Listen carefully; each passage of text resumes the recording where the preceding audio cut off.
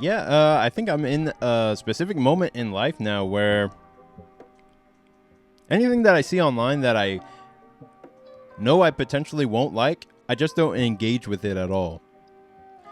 I see stories like Supergirl, the movie coming out. I see Avatar, The Last Airbender, the Netflix series coming out. And I'm like, yep, yep, nah. Like, I see the reviews, I see what people are saying about them, and I'm like, okay, cool. I I know I won't like it, so I'm just going to leave them alone. If there's something specific about it that I know that I would like, even if the majority doesn't like it, I'll still watch it just to see, okay, yeah, there was something there for me specifically.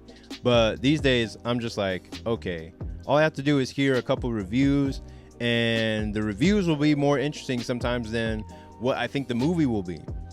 Or at least it'll save me some time rather than going into a movie that I know I won't like and then complaining about it later online or something. But because I'm a writer and not really a critic or anything, I don't have time to really engage with things that I know I won't like. And these days, for me, I find it's more important for me to even re-engage with older works that I have seen already and try to dissect and figure out more about what I liked about those things and how it translates into the work I'm creating now.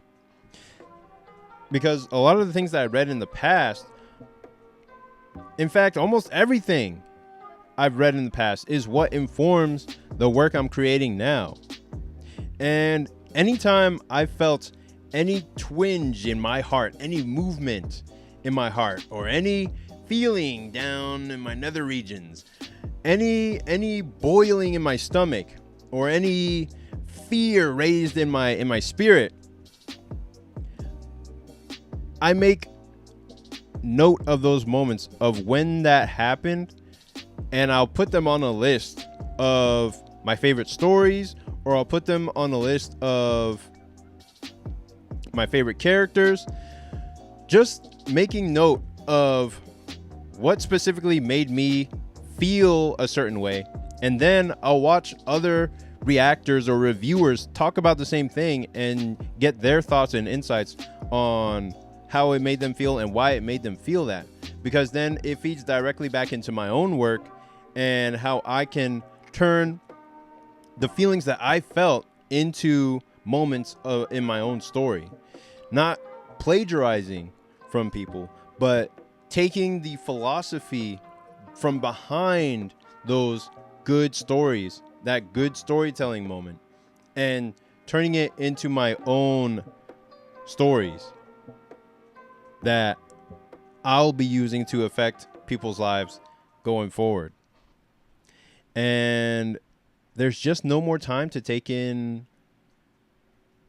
bad media or media that I know I won't like. And there is some merit to taking in media that's bad just on accident, that even though you might hear that it's bad and there's some elements to it that you think you might like, and you check it out and it's all bad, there's still some merit to that, to where the disappointment, there's a lesson in the disappointment that you're feeling from having watched something like that, where you can figure out what excited you about this story potentially, and then how did it let you down. There's a specific lesson in that. If you can figure it out, you can do your best to avoid it in your own work. And one of the reasons why I've done my best to avoid becoming the sort of reviewer / critic type of YouTuber is that it's very easy to discuss everything that's wrong with a piece of work. And it's also very easy to recognize when work is really good or when work is doing something correctly. But it's very difficult to actually pull that off in your own art. Very difficult. And so if I were to be consuming bad pieces of art or work that I know I'm not going to like over and over and over again, I'll be thinking somewhere in the back of my mind or in my subconscious, oh, the bar is extremely low, so I can just make something slightly good and people will like it. And that's just not the case at all. People are still setting high marks all the time. Like the recent movie Obsession, like Backrooms. People are still setting the bar really high. And if I were to be watching things that I know I don't like or I know I won't like Supergirl or Avatar: The Last Airbender, or maybe some new anime like Chainsmoker Cat, I don't know, I'd be taking in a lot of bad feedback that can make me think, oh, a lot of work is like this. Let me just focus on those works and then try to make something to provide a solution or provide something that's better than those works, than the low bar that they set. Whereas if I just take in good work the majority of the time, I'll be using my skills to aspire to that level of artistry that they are portraying in their storytelling. And I can work with and dissect those stories so that I can put that in my own work and get it out there. But I just can't do the same thing by taking in bad stories. And that's just the way it is. It's been like that for years. Ever since I discovered review videos, they've kind of helped me save time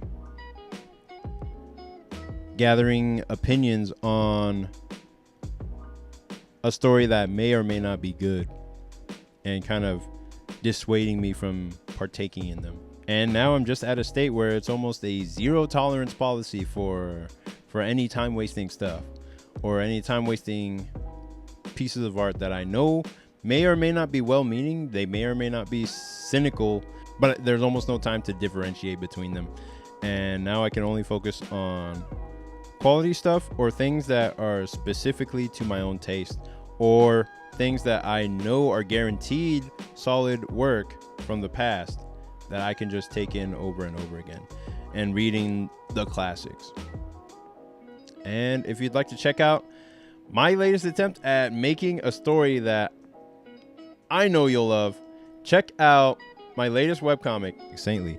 It is a demon chase horror action comedy about two best friends who have to outrun the demon loan sharks that they borrowed from. Basically, it's like Scooby-Doo meets K-pop Demon Hunters without the K-pop. And the story backs the main character into a corner where she has to decide between the hard path to success or lose her soul to the lure of easy money. And we get to see the ramifications of her choice, and if she can hide this deal with the devil from her friend, or if it will tear them apart. And I hope you read my comic in the description and check out the story. It should appear in your email inbox or your spam folder if you don't see it. And it was such a treasured experience for me to see people at a convention reading and flipping through Saintly and just reacting to the characters, reacting to my girls, and just being like, oh wow, she's cute, or oh wow, she's awesome. Like I saw people reading the story and responding to the moments in the story that were happening, and it was such a rewarding experience. And for them to just hand me money and be like, please, I want this, and for me to just be like, oh sure, yeah, here, take. That is something that I hope to do more and more of in the future. And you can check out the first chapter in the link in the description. Thanks for watching. Please rate, comment, and subscribe, and I'll see you in the next one. Peace.